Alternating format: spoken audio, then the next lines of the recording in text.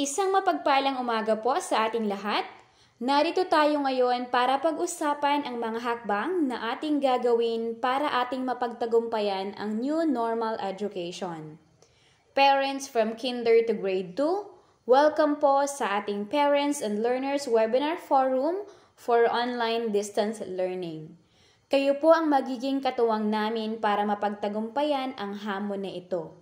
Samahan niyo po kami hanggang sa dulo ng programa. Tuloy ang edukasyon sa new normal na sitwasyon.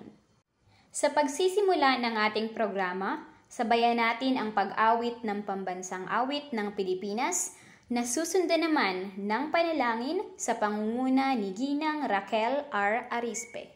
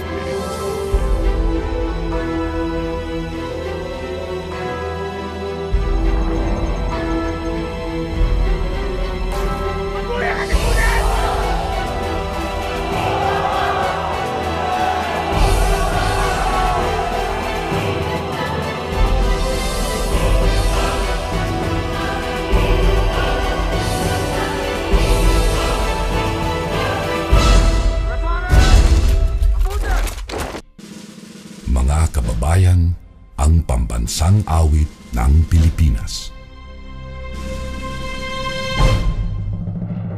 Kayang magiliw, helas ng sinakanan, alam ng puso, sa dikit mo'y buhay. Lupang hinirang, tuyag ka ng magiting, sa manlulupin, di ka pasisingil, sa nagagang tutok sa simoy at sa langit mong pagaw, ay hinatang tulad, awit sa pagkayang minamahal. Ang isang ng matawad mo'y tagumpay na nagtitindig, makituwin at araw niya kailan pa may di magtitindig. Luman ang araw ng walhaging pagsinta, buhay langit sa piling mo. Ang inigaya na pagkay mga amin, ang mamatay ng dahil sa'yo.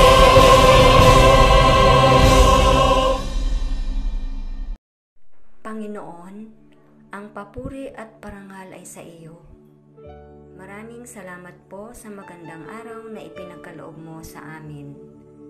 Salamat din po sa buhay ng aming punong guro, mga guro at mga magulang na nagsakripisyo para magkaroon ng kaganapan ang lahat ng ito. Ito'y pagpapatunay lamang ng iyong kabutihan at pagmamahal sa aming paaralan. At sa aming pagpapatuloy, dalangin po namin ang iyong paggabay sa bawat isa sa amin. Manatili po nawa ang bukas naming puso at isipan, pagkakaisa at pagtutulungan, maging ang pusong mapagpasalamat sa lahat ng aming maririnig mula sa mga tagapagsalita. Gabayan niyo po kaming lahat upang magampanan namin ng tama at maayos ang aming mga gawain para sa magandang kapakanan at katagumpayan ng aming mag-aaral. Kami pagkalooban niyo po ng malulusog at malalakas na pangangatawan at pakaingatan laban sa COVID-19 virus. Ito ang aming samot dalangin sa pangalan ng iyong anak na si Jesus. Amen. Sa pagpapatuloy ng ating programa, narito ang kagalang-galang at napakabait na bagong punong guro ng Langgam Elementary School na si Ginang Rosalie M. Mabale para sa kanyang pambungad na pananalita.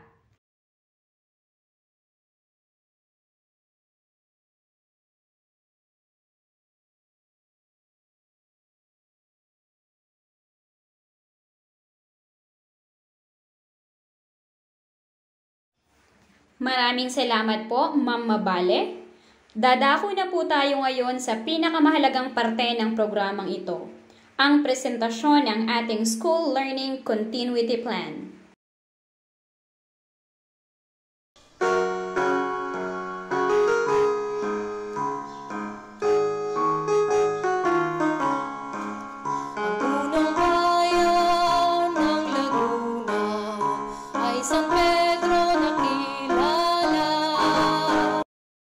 Magandang San Pedro! Tayo na't kilalanin ng isa sa pinakamalayo at pinakamalaking paaralang elementarya sa lungsod ng San Pedro, ang Langgam Elementary School. Ang Langgam Elementary School ay may vision, mission at core values. Ito ay batay sa Artikulo 14 ng 1987 Philippine Constitution upang matiyak ang magandang kalidad ng edukasyon ngayong panahon ng COVID. Gumawa ang paaralan ng Learning Continuity Plan na angkop para sa mga mag-aaral batay sa resulta ng survey.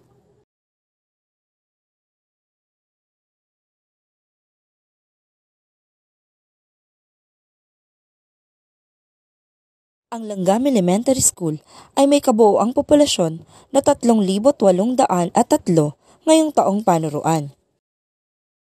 Kinder, 481.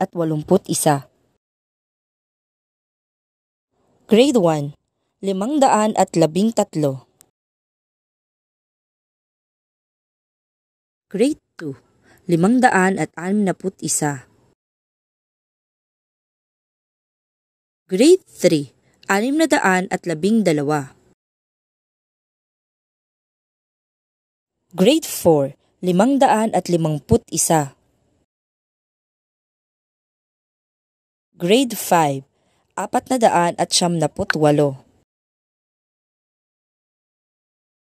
Grade 6, 587.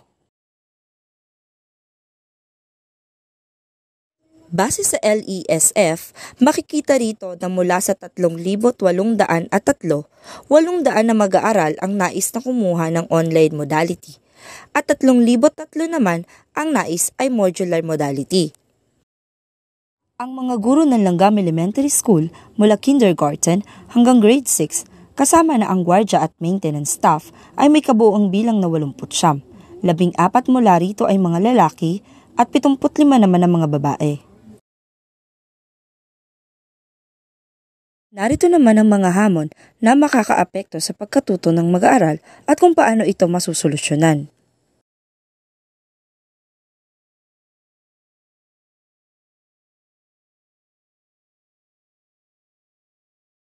Pinakikita dito na kalahating porsyento ng mga magulang ang nakapagtapos ng pag-aaral. Samantalang, 29% naman ang nakapagtapos sa sekundarya at maaaring may kayang gabayan ang kanilang anak sa pag-aaral. 21% naman ang nakapagtapos ng elementarya na maaaring mahirapan sa pagtuturo sa kanilang anak kung kaya't kailangan ng gabay ng mga guro, lalong-lalo na sa mataas na baitang. Ipinakikita din dito na 50% ng mga magulang ay mga full-time worker, 27% naman ang part-timer at 10% ang hindi nagtatrabaho. Sa makatuwid, malaki ang posibilidad na magkasabay ang oras ng pagtatrabaho at ang oras ng pag-aaral. Kaya naman, ang paaralan ay nagsasagawa ng iba't ibang kaparaanan upang masolusyonan ang hamong ito. Mula sa datos na 1,089 o 29% lamang ang may miyembro sa pamilya na may kakayahang umalalay sa pag-aaral ng mag-aaral. Kung kaya, ang paaralan at ang samahang kabataan, katuwang ang Barangay Education Counselor, ay magtutulungan upang mabigyan ng solusyon ang nasabing hamon. Kaugnay sa pagkakaroon ng gadget, 401 ang may basic cellphone. 1,500 at 28 ang may smartphone. 272 ang may tablet. 226 ang may desktop. 336 ang may laptop. Sa kabuuan, mayroong 2,382 ang mayroong gadget na maaaring i-connect sa internet. 554 ang may telebisyon, subalit 215 lamang ang may cable connection. Samantalang, 633 ang mga mag-aaral na walang anumang gadget sa bahay. Ito marahil ang dahilan kaya mas marami sa mga magulang ang pinili ang modular distance learning. Sinusuportahan ng Langgam Elementary School ang sulong edukalidad ng Central Office, pati na rin ang ICLEA framework ng rehiyon. Naniniwala rin kami na hindi dapat matigil ang edukasyon kahit pa sa gitna ng pandemya. Ito po ang Learning Continuity Plan framework ng aming paaralan. Sa online distance learning, magkakaroon ng teachers, parents, and learners orientation sa Google Suite o sa Google Classroom, ang lahat na mag-online distance learning. Magbibigay ng Google Classroom ID ang mga school ICT coordinators. Ito ang gagamitin ng mag-aaral upang makita niya ang kanyang Google Classroom. Mula sa kanyang online classroom ay maaari na niyang makita ang kanyang mga kamag-aral at guro. Synchronous na pagkatuto ang tawag kapag ang mag-aaral ay gumagawa, sumasagot at nakikipag-ugnayan sa kanyang guro at kapwa mag-aaral sa itinakdang oras. Ang asynchronous learning ay maaaring gawin sa panahon na available ang bata. Maaaring di siya makasabay sa kanyang mga kamag-aral sa panahong mahina ang internet, kaya pwede pa din siya mag-aral sa asynchronous na paraan. Ang pagsagot at pagpasa ng gawain sa guro ay gagawin sa online. Sa modular distance learning, ang paaralan na magpiprint at mag-aayos ng modules. Ang paaralan din ang magtatakda kung kailan at saang hub ito kukunin. Tanging mga magulang lamang o tagapag-alaga ang pinapayagang kumuha ng modules. Iuuwi nila ito sa kanilang tahanan at doon maaari nang magsagot mag-isa ang bata kung siya ay independent na. Maaari ding turuan o gabayan ng mga magulang ang kanyang anak sa pag-aaral ng module at pwede ding makipag-ugnayan ng mga magulang sa guro kung siya ay may katanungan tungkol sa aralin o paksa. Ibabalik ang module sa paaralan sa itinakdang araw upang masuri at makapagbigay ng puna ang guro. Sa combined modular distance learning and online distance learning, magkakaroon din ng teachers, parents, and learners orientation sa Google Suite o sa Google Classroom. Magbibigay din ng Google Classroom ID ang mga school ICT coordinators habang inihahanda ang modules. Ang kanilang Google Classroom ID ang gagamitin nila upang makita ang kanilang Google Classroom. Habang ang mga magulang naman ang kumukuha ng module sa paaralan. Maaaring mag-aral ang bata kahit mahina ang internet dahil mayroon naman tayong asynchronous na paraan. Pwede din niyang pag-aralan ng kanyang mga modules sa tulong ng kanyang mga magulang at guro. Magbibigay ng pagtatasa ang guro batay sa ipinasa ng bata na modules at sa online.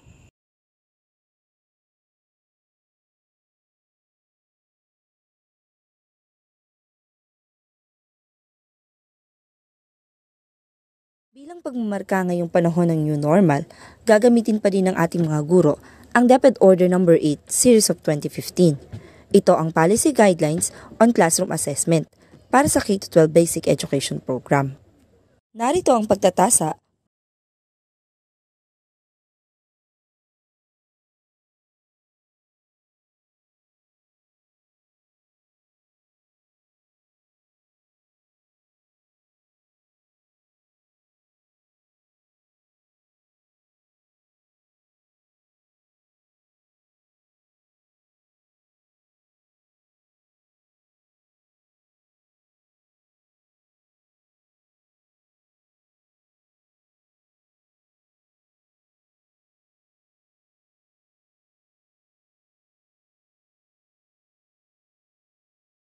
upang matiyak na magiging maayos ang mga gawain ng mga mag-aaral at guro sa darating na pasukan, masusing pinag-isipan at pinagplanuhan ng 80 guro, 42 guro at ng 10 guro ang mga pang-araw-araw na gawain sa online distance learning at modular distance learning. Para sa teacher deployment, makikita sa talaan ang mga gurong nakatalaga sa bawat baitang base sa modality na lumabas sa survey. Batay sa datos ng School Property Custodian, ang lahat ng 84 na guro ng Langgam Elementary School ay may sapat na instructional materials base sa IDEA. Upang matugunan ang pangangailangan ng 800 mag-aaral sa online distance learning, ang bawat bata ay makatatanggap ng soft copy ng module. Samantalang, 3,003 na mag-aaral na nag-enroll sa modular distance learning ay makatatanggap ng printed module sa bawat quarter. Upang matiyak ang tuloy-tuloy na pag-unlad ng mga guro sa kanilang propesyon, magsasagawa sa pamumuno ng school LAC team ng mga inset at LAC session. Magsasagawa din ang punong guro at mga dalub guro ng coaching at pagbibigay ng technical assistance upang lalo pang mapanday ang husay ng bawat guro sa pagtuturo. Bilang bahagi ng monitoring and evaluation, ang bawat guro ay magkakaroon ng instructional supervision kung saan aanyayahan ng guro ang punong guro o ang dalub gurong nakatalaga sa kanilang baitang upang magsagawa ng formal observation at makapagbigay ng technical assistance. Gamit ang technical plan template, itatala ng punong guro o dalub guro ang mga obserbasyon na kanyang nakita sa pag-o-observe sa guro at makapagbigay ng technical assistance na kinakailangan ng guro. School Logistic Management. Upang matiyak na maayos ang pamamahala ng mga gagamitin ng mga mag-aaral at matiyak na may pondong magagamit sa pag-iimprenta ng module, ang 30% ng school maintenance and operating expenses na nagkakahalaga ng 295,906.89 centavos ay titiyakin na magagamit sa module. Samantalang, ang mga module na gagamitin ay ipamamahagi ng paaralan sa tulong ng mga stakeholders na lumagda sa Memorandum of Understanding. Registry of Stakeholders. Mayor Lourdes S. Katakis provided risograph, 1 laptop, reams of bond paper. Honorable Dave Almarines donated 10 reams of bond paper, 10 boxes of surgical mask, computer ink. Honorable Aaron Katakis donated 10 gallons of alcohol, 10 boxes of surgical mask, hand washing soap. Honorable Ann Matibag donated 1 thermal scanner, 10 boxes of surgical mask. Samahan Kabataan Barangay Langgam provided internet connection per porok. Parent of 3,803 learners from kinder to grade 6 donated ream of bond paper and give their pledge of commitment in helping the school in the mobilization of printed modules. Bilang pagtataya sa pangangailangan ng paaralan, katulad ng repair ng pasilidad, instructional materials, gastusin sa bills, at iba pa, nagtala ang paaralan ng funding resource requirement and sources batay sa Annual Implementation Plan, Annual Procurement Plan, at School Improvement Plan, at sa 30% na budget mula sa School MOOE na nakalaan para sa pagpapaimprenta ng module. Ang mga sumusunod na legal basis ang naging batayan ng paaralan sa pagbuo ng School Learning Continuity Plan na aking inihatag sa inyo. Maraming salamat po at magandang San Pedro. #Batang Langgam ES, panalo ka! Kudos po kina Sir Albert Tanyongon and Ma'am Gretchen Samala sa napakaganda at malinaw na presentation ng ating School Learning Continuity Plan. Marami sa inyong nagtatanong, ano kaya ang gagamiting application sa pagtuturo? Ang ilan naman sa inyo ay natatakot dahil hindi alam kung paano gamitin ang mga application na ito. Kaya naman, para masagot ang inyong mga katanungan at mawala ang inyong mga agam-agam, tinatawagan ko po si Ginang Lilibeth A. Agoho, isang grade 2 teacher, para sa orientation ng G Suite's application for elementary level. Take it away, Ma'am Lilibeth. Magandang araw po sa ating lahat. Ang video inyong matutunghayan ay ang tampok na gamit ng G Suite na naaangkop sa ating new normal in education. Narito po ang ating learning objectives. At the end of this session, you will be able to illustrate different features of G Suite for education, utilize different applications of G Suite for education, and appreciate G Suite for Education as a platform for distance learning in the new normal. Anong pagkakaiba nito sa ating regular na Gmail account? Nagkakaiba ito base sa Internet Domain Name. Sa regular na Gmail, ang hulihan ng iyong username ay nagtatapos sa @gmail.com. Kung DepEd account naman, ang username ay nagtatapos sa @deped.gov.ph. Samantala, kung ito ay G Suite, ang iyong username ay nagtatapos sa @depedlaguna.com.ph base sa lugar na iyong kinabibilangan. At kung ang gamit mo naman ay ang Office 365, ang iyong username ay nagtatapos sa @r4a-2.deped.gov.ph.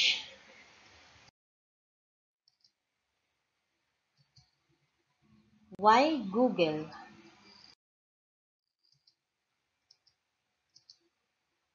Ayon sa edu.google.com, dahil sa Google, natutulungan ito na palawakin ang kaalaman ng bawat isa. Naniniwala ito na ang bawat guro at mag-aaral ay magiging matagumpay sa hinaharap gamit ang kasangkapan at kasanayan mula rito.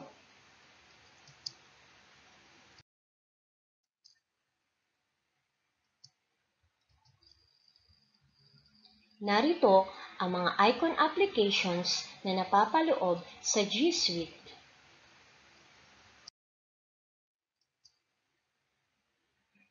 Why choose G Suite for education? Set up faster than a class sits down. Free for school, priceless for students. Next level collaboration. And making a difference in and out of the classroom.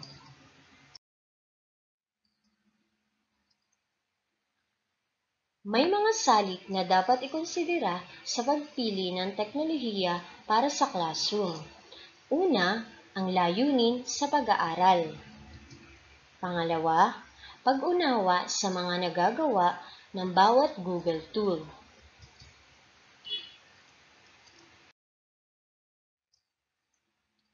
Paano ang pag-sign in sa G Suite for Education? Gamit ang iyong laptop, cellphone o anumang gadget at sa tulong ng internet, maaari kang makapag-sign in. Buksan ang iyong Google browser tulad na nasa screen. Sa kanang itaas na bahagi ay i-click ang sign in. I-enter ang G Suite email na nagtatapos sa @depedlaguna.com.ph. Sa ibaba nito ay ang iyong password. Hayan, naka-sign in ka na.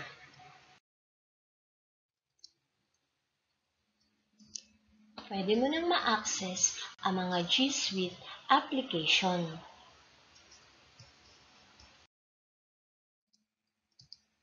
Nariyan ang Google Drive, Docs, Sheets and Slides, Forms, Jamboard, at Sites.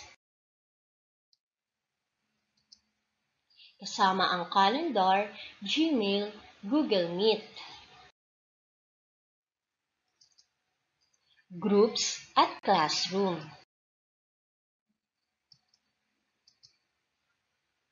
Isa sa mga icon application ng G Suite ay ang Google Drive. Meron itong 15 GB storage capacity para sa files, photos, and videos ng bawat user. Ito ay cloud storage na pwedeng ma-access in any device sa tulong ng internet.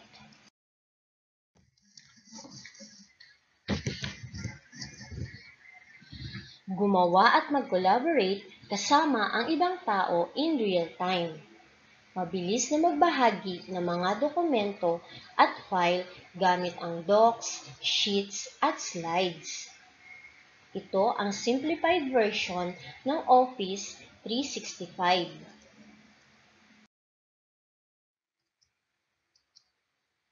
Nariyan din ang forms. Sa application na ito, ginagawa ang quizzes, worksheets at surveys na pinasasagutan sa mga mag-aaral gamit ang link. Maaring magtakda at automatikong magbibigay ng grado sa mga quiz at pagsusulit gamit ang Google Forms.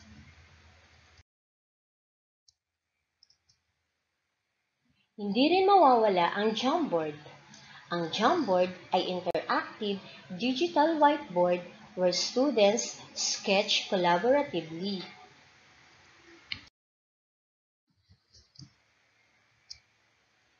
Ang Google Sites. Gamit ang Google Sites, madali ka makakagawa ng mga pribadong website ng klase para mag-host ng impormasyon, mga worksheet, mga video at higit pang aralin. Another Google application na ginagamit upang makagawa ng web pages to collaborate and communicate with others.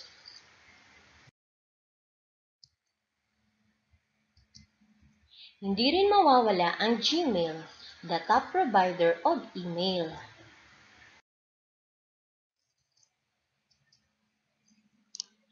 Kabilang din ang calendar. Ang guro ay magsiset up ng mga slot of appointment sa Google Calendar para makapag-book ang mga mag-aaral ng one-on-one o panggrupong session sa iyo. Ginagamit upang magpasok ng detalye, meetings o events. Nag-i-establish ito ng notification upang i-invite ang ibang contacts.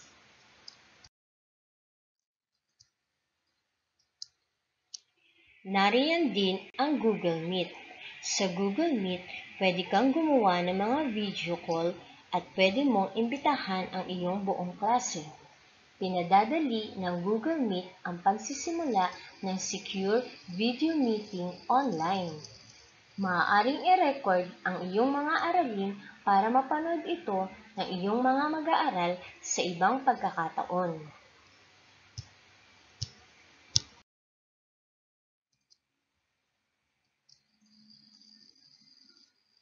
Ang groups, nagbibigay daan upang makagawa at lumahok sa online forums at email-based groups.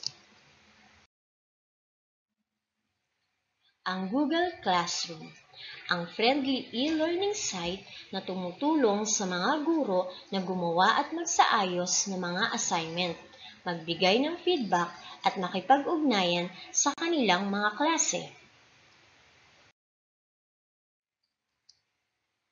Naapektuhan man ng pandemya ang face-to-face learning ng mga guro, mag-aaral at magulang kahit saan. Sa hindi karaniwang panahon ngayon, makakatulong ang teknolohiya para gawing mas madali at mas accessible ang distance learning. Idinisenyo ng Google ang mga libre at secure na tool para bigyang daan ang collaborative na pagtuturo at pag-aaral, kahit saan, kahit kailan at anumang device. Kaya patuloy ang edukasyon anuman ang mangyari.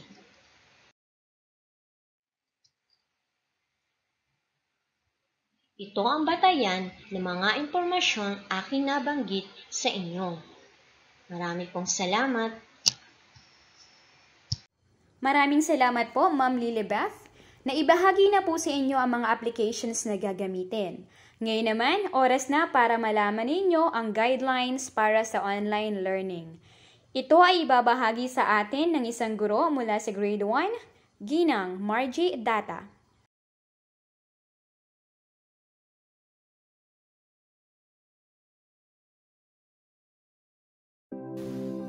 Magandang araw sa ating lahat. Handa na ba ang ating mga tahanan at ang ating mga anak ngayong darating na ika-24 ng Agosto? Paano mo inihahanda ang iyong mga anak sa new normal of education? Ito ba ay isa rin sa iyong katanungan ngayong papalapit na ang pasukan? Narito ang mga gabay ng magulang na ang mga anak ay nakalista sa online distance learning. Una, ipaliwanag sa inyong anak ang kasalukuyang sitwasyon. Ang inyong tahanan ay ang unang paaralan at ang mga magulang ang unang guro. Ipaliwanag din sa kanila ang mga kakatagang virus, pandemya, COVID-19 at distancing upang lalo nilang maunawaan kung bakit sila sa bahay nag-aaral sa ngayon. Pangalawa, magtalaga ng isang lugar para sa pag-aaral. Pumili ng isang lugar sa bahay na kung saan ay doon mag-aaral ang ating mga anak. Piliin ang lugar na tahimik, walang sagabal sa pagkatuto, presko at may tamang liwanag para komportable siyang matapos ang gawaing pampaaralan. Pangatlo, ihanda ang mga kagamitan sa pag-aaral. Tukuyin ang mga kagamitang ihahanda bago magsimula ang online classes. Siguraduhin may charge ang mga gadget tulad ng laptop o cellphone na gagamitin sa pag-aaral. Pang-apat, alamin ang mga gawain at inaasahan. Siguraduhin alam natin ang ating mga gagawin sa loob ng isang araw upang mahati-hati natin ang ating oras sa mga gawain at matapos ang mga ito. Maaari rin nating i-print ang schedule ng ating anak. Ito ay magandang simula upang magabayan natin ang ating mga anak sa kanilang pag-aaral.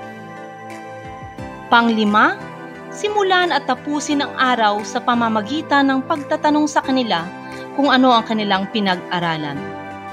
Maaari nating itanong sa umaga, ano-ano ang mga subject mo ngayon? May pagsusulit ka ba? Ano-ano ang mga kailangan mo? Dito lang ako para gabayan ka. Sa hapon, kumusta ang pag-aaral mo? Marami ka bang natutunan? Ang mga tanong na ito ay maaari nating itanong sa kanila upang lalo nilang maramdaman ang inyong suporta at makaiwas sa frustration at pagkabagot.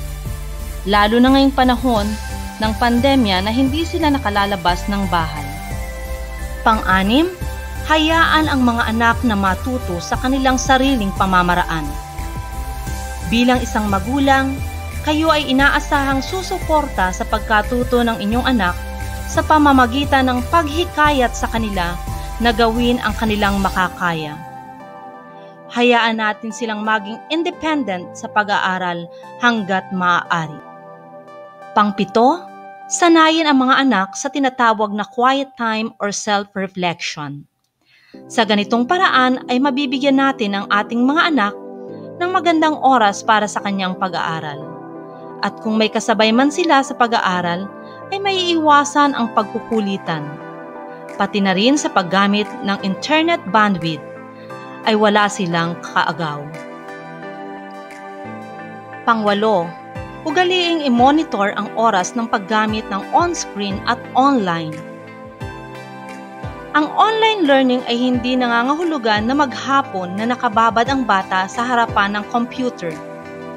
Maaaring ang guro ay magbigay ng gawain offline at ipasa ng online upang mabalanse ang pagkatuto at maingatan ang kalusugan ng bawat mag-aaral. Kung tayo ay magmo-monitor sa ating anak, ay makikita nating pag-aaral ang ginagawa nila at hindi online game.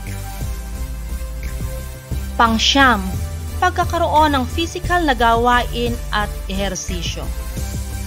Ang pag-aaral sa bahay ay isang paraan sa panahong ito. Ngunit kailangan nating maglaan ng oras para sa pag-i-ehersisyo. Kaya nararapat na bigyan ng espasyo ang bata o mag-aaral sa lugar ng kanyang pag-aaralan. Ito ay kinakailangan upang maiwasan ang pagkabagot at magkaroon ng maayos na pangangatawan at kalusugan. At ang panghuli, palaging makipag-ugnayan sa guro ng inyong mga anak. Ang mga guro ay makikipag-ugnayan sa inyo sa pamamagitan ng FB, Messenger, GC, kung maaari niyong tawagan sa mga oras na tapos na ang klase. Ang ating mababait na guro sa Langgam Elementary School ay laging nandyan at handang tumugon sa inyong pangangailangan na may kaugnayan sa pag-aaral ng inyong mga anak. Kaya mga minamahal kong guro at mga magulang, ating pong tandaan, Para maging matagumpay ang pag-aaral ng inyong anak, tamang paggabay at suporta mula sa pamilya ang kailangan. Kaya, magtulungan tayo para sa kinabukasan ng inyong mga anak. Ako po si Ginang Margie D. Data, nagsasabing mag-ingat po tayong lahat at maraming salamat po.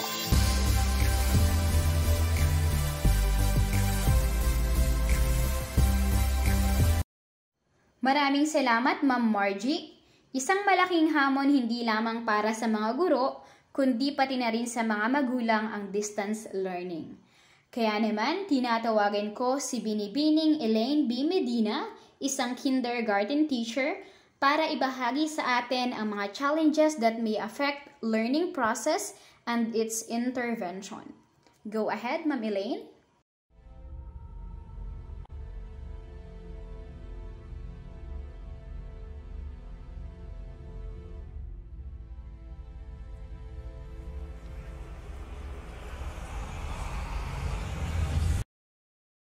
Magandang araw!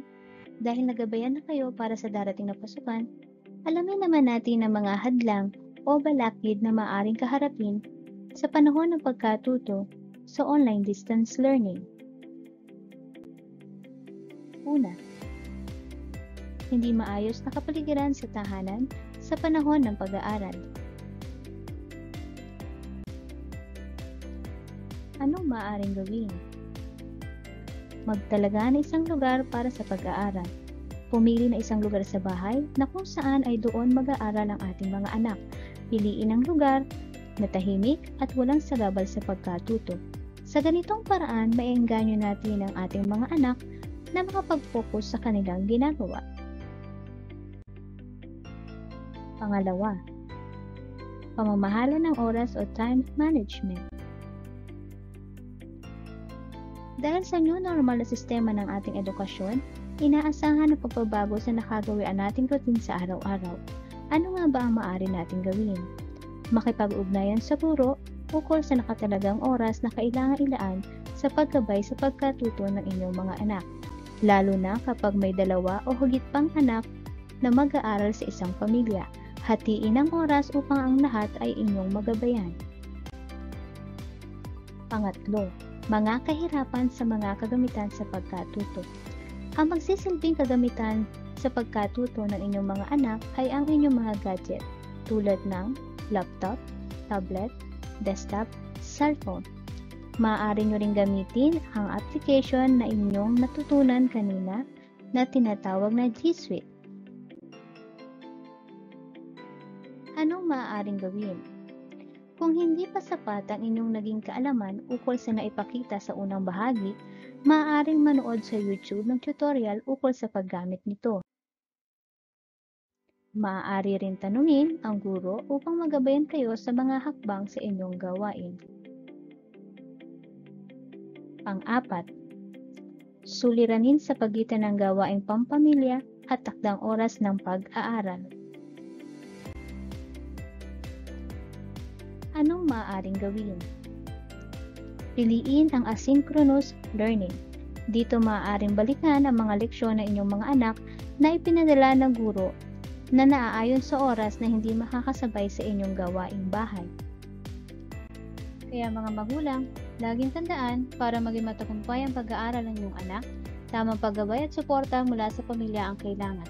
Magtulungan tayo para sa kinabukasan ng inyong mga anak. Muli, ako po si Binibining Medina. Maraming salamat po. Thank you so much, Ma'am Elaine. At para naman po sa karagdagang kaalaman, tinatawagan ko si Binibining Remedios Narag, guro mula sa unang baitang, para maibahagi sa atin ang ilang mahalagang bagay. Go ahead, Ma'am Rem.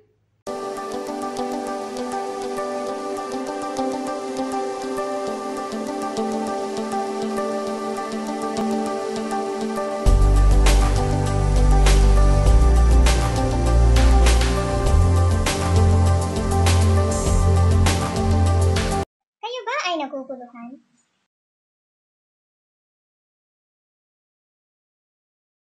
Narito na ang mga dapat tandaan at kailangan. Para sa kindergarten,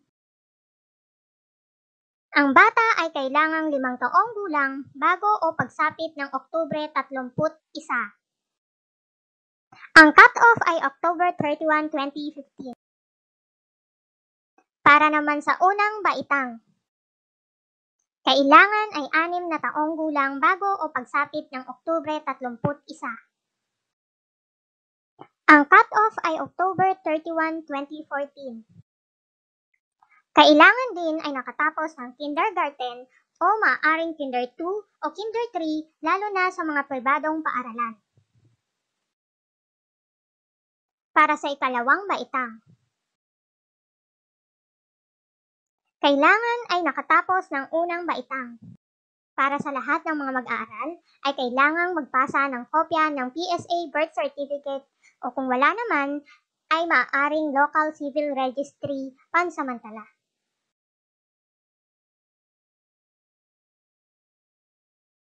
Bakit nga ba kailangang magpasa ng birth certificate? Sapagkat dito po kinukuha ng mga guro ang impormasyon ng mga mag-aaral. Kailangan din ng ECD or card para sa unang baitang at card para sa ikalawang baitang. Para naman sa mga nagtatanong kung kailan makukuha ang card o ECD sa dating guro ng ating mga anak, mag-antabay lamang po dahil tayo ay bawal pang lumabas. Ngunit dahil sa sitwasyon ngayon, ang mga dapat ipasa ay ihanda na lamang muna para sa oras na hingiin ay mayroon tayong maipapasa. Sa panahon ngayon, hindi ka in kung wala ka ng mga ito.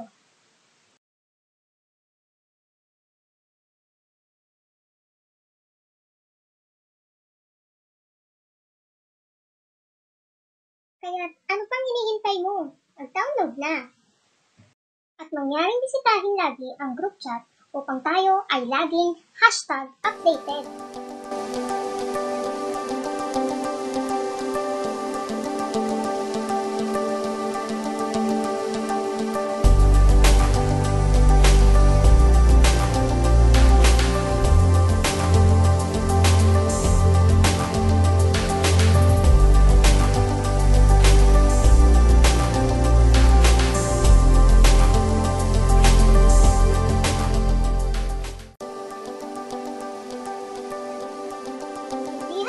Ang anumang pandemya sa paghahatid ng panibagong kaalaman kung tayo ay magtutulungan. #para sa bata. #sulong edukalidad.